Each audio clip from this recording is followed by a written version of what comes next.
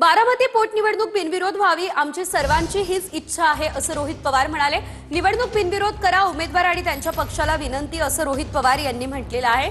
दादाची निवडणूक लढवताय असं समजून काकींना मतदान करा, रोहित पवारांनी ट्विट करत निवडणूक बिनविरोध करण्याचं आवाहन या दरम्यान केलेलं आहे।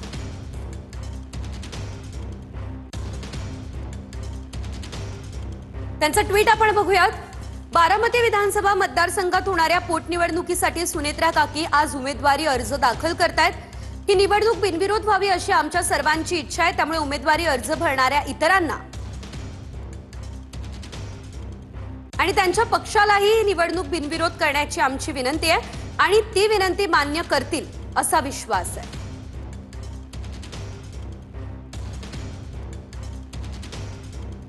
परंतु तसं झालं नाही तर आजही अजितदादाच ही निवडणूक लढवतायत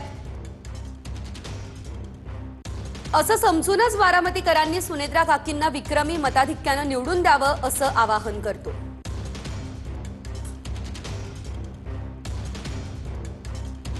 रोहित पवार यांचं हे ट्विट आता समोर आलंय। बारामती पोटनिवडणूक बिनविरोध व्हावी अशी आमची सर्वांची इच्छा असल्याचं रोहित पवार यांनी आता म्हटलेलं आहे।